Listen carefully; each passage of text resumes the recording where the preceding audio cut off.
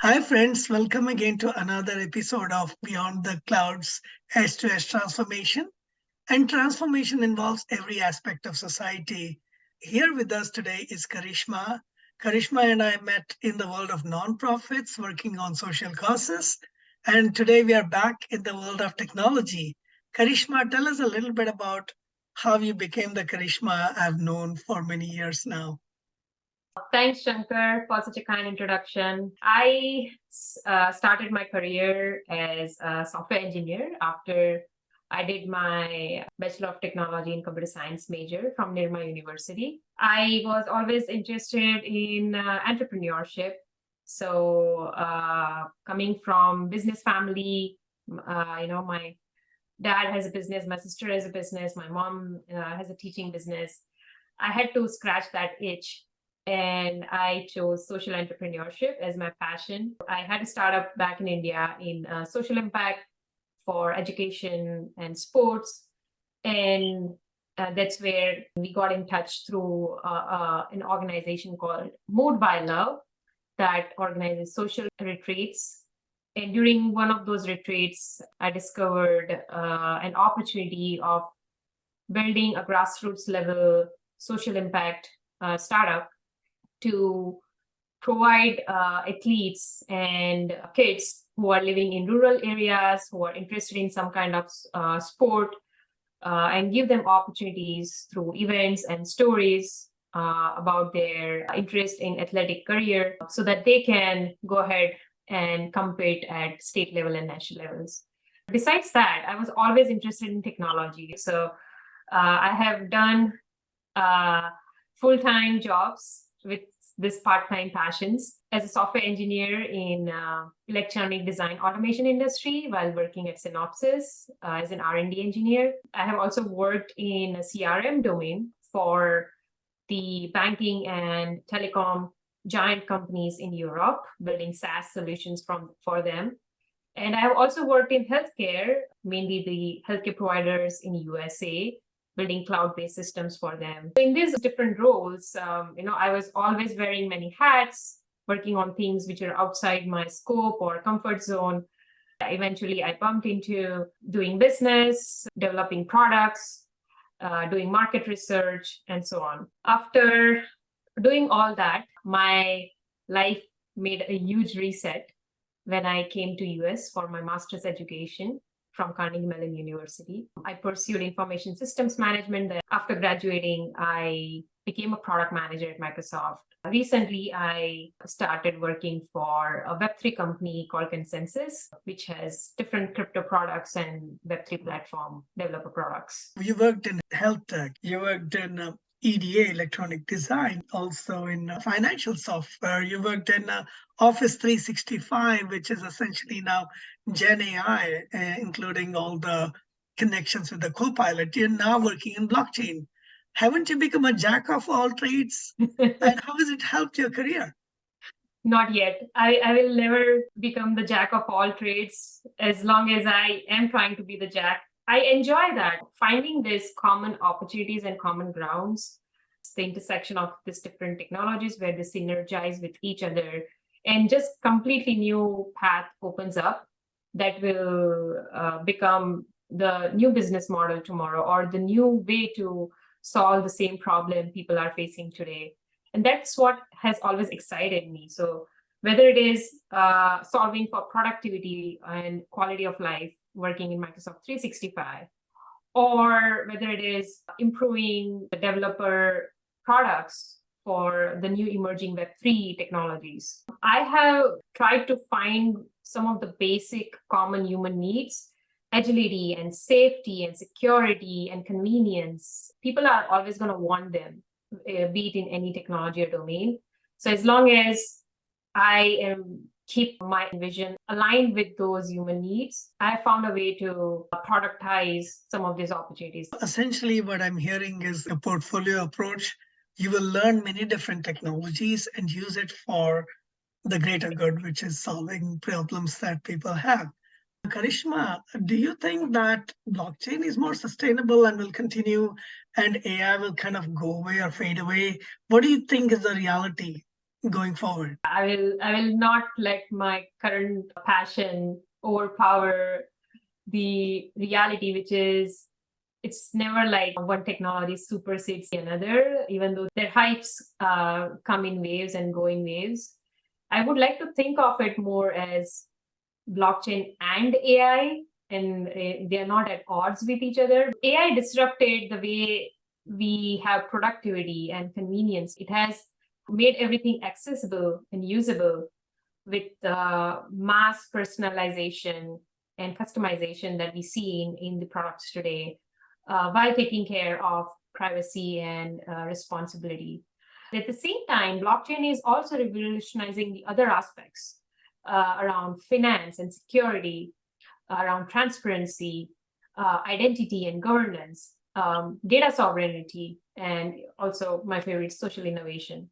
So, in my view, AI and blockchain will complement each other for a more decentralized and safer Web3 world rather than supersede one another. I'm exploring, the common grounds where these two powerful emerging technologies can synergize together to address some of the most pressing human needs that people will face tomorrow. So, for example, if the advancements in Gen AI continue beyond the current hype, soon people may want to deploy their own personal AI agents that interact with each other for some common tasks or negotiate with each other. Blockchain then come into picture and help these AI agents in multiple ways, like with data sharing and collaboration, a more transparent manner, and reduce the risk of data breaches.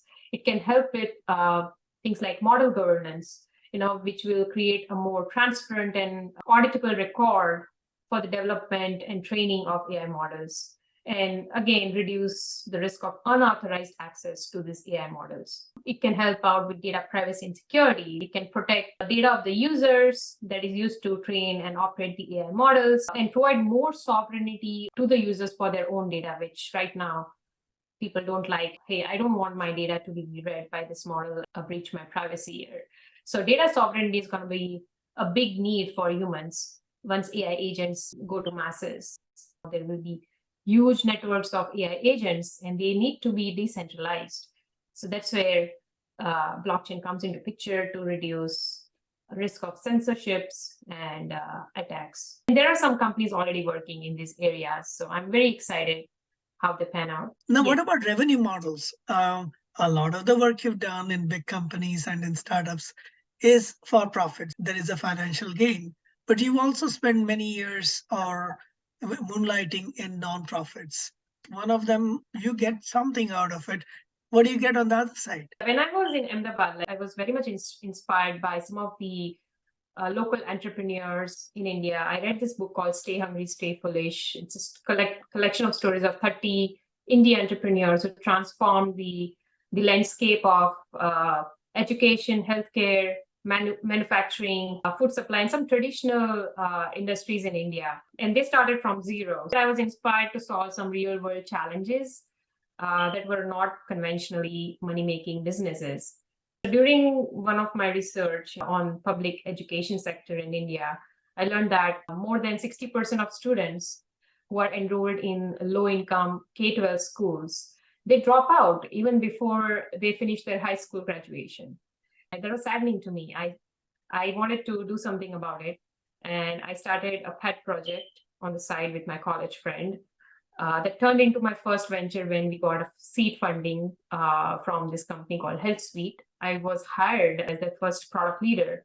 So during that stint, I learned about how to do market research, how to run a lean startup, what are different kinds of business models, how to do go-to-marketing, and envision your end product.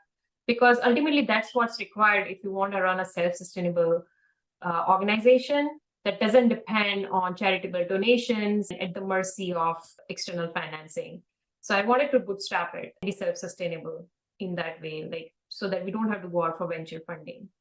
Because our scope was too big and it was too hard to solve some of the pressing problems around infrastructure, like electricity, I needed to narrow it down a little bit to focus on some niche. I was surveying this village during one of my social retreats. I discovered that many low-income schools and underserved communities in these areas, they still have an unmet need of educating sports and fitness. They want to become professional athletes or even compete at national or state level. So I pivoted to bootstrap a social impact startup, which later on became Arterite, that will empower young emerging athletes in rural areas and local enterprises of the city. I leveraged the gift economy based revenue model that time. Basically, it's you pay it forward, like you are sponsoring an event for these athletes, or you're registering for an event, like whether you're an enterprise and you want to do some activities and pay for it, you are actually paying it forward for those who cannot pay it themselves. That took off. We were able to certify more than 100 athletes that way who went on to compete at state level. So when I was doing that, I realized success wasn't in making millions of dollars or raising Series A, Series B funding. It was more about how many lives we are changing in a positive direction. And that became our success definition for Arterite. And one individual at a time, one event at a time, one story at a time, we were driving that change, making a difference. A couple of these stories got worldwide attention. They were published in news media. My startup was also honored with the Build India Award for a contribution in development of India at New Delhi. Later on, when I started working for Microsoft, the success was defined more around how much time we are saving for end users. Like, is it justified? Like, we are making investment. What's the ROI there? Is that the productivity is boosting, more people are contributing more meaningful change in the lives of the end users. Another thing I've noticed is that you tend to persist. You tend to stay on a project until you're really done with it. You could easily go back to generative AI, OpenAI, and Microsoft Office. It would be an easy way for you to get on this bandwagon again. But you've stayed in blockchain. What attracts you about blockchain, and why is it that you continue to work on a project way beyond the glamour factor? True. If we were having this interview in 2021, blockchain was so glamorous. It was still going through the bull cycle. And now we are talking about Gen AI because that's the hype in the market. And I feel like these are temporary waves which come and go, but technology is always going to be there. People might be bearish about blockchain, but as a potential of this technology is huge, even at the scale of AI. So it's not going anywhere. Like, there are so many use cases besides crypto of blockchain. We have just started scratching the surface. There are applications in governance, supply chain, data security, finance, besides crypto, that people are just starting to explore. Soon we will see another wave, maybe in next 5 years. There are new applications and products coming out of the innovation happening in this space right now. We are in bear cycle, but we are in build mode. We are building for the future.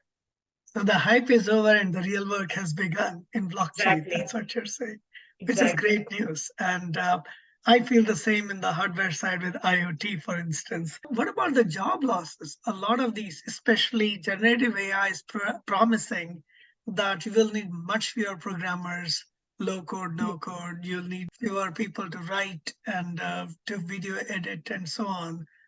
You'll need fewer people doing legal research. Can we sustain in a world where there'll be all these job losses? And this goes back to our historical cycles of whenever there has been a disruptive technology that has revolutionized how different industries work, like starting with industrial revolution, then automation, internet era, and now AI era. There have been displacement of jobs, and masses have migrated from one job to another. There has been reskilling and retraining. But at the same time, new jobs have come into picture. Automated jobs have made lives of people much, much easier so that they can open up themselves for something more creative, something more fulfilling that they want to do. Like, nobody wants to keep waiting tables, or nobody wants to keep counting checks as a cashier. That's very mundane. Eventually, people want to do something with meaning and purpose. And that's where I see the impact of AI as well as blockchain. For example, you said about no code solutions. What's the impact? Even before ChatGPT and OpenAI, when I was in Microsoft, we already had these tools. There is something called Power Apps. And my team, we were building so many developer experiences, which will just be drag and drop, and developers do not have to write thousands of lines of code themselves. So that was improving their productivity, their quality of life, freeing up their time for something which is more significant, like designing an architecture or an entire system or an end-to-end feature or product, or taking care of regulations around privacy and security. And for this kind of complex tasks, you're always going to need human employees, which cannot be replaced by simply an algorithm. It requires a lot of emotional intelligence, social intelligence, besides just artificial intelligence that everybody keeps talking about. What career advice do you have? Because people today are quite confused. If they can't go into traditional programming because a lot of that will be mundane, there's fear and there's a lot of chaos in the environment. Should everybody become like you and me, jumping from one field to another?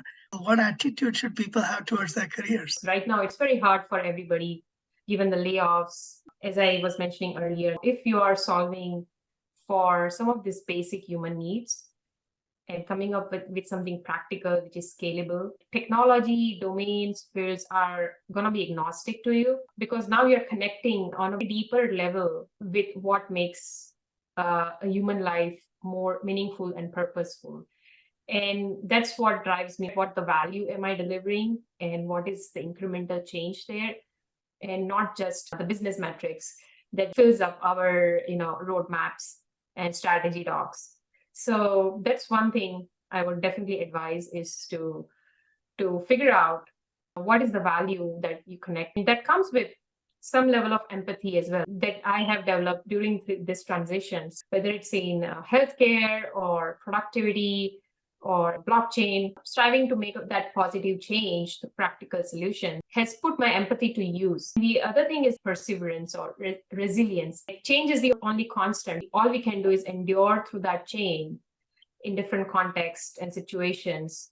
Get that exposure. Every time we'll bounce back stronger with new learnings and perspectives, and that develops resilience individually as well as for groups of people. And this is counterintuitive. I would have never jumped from one bandwagon to another if I knew everything about it from the get-go.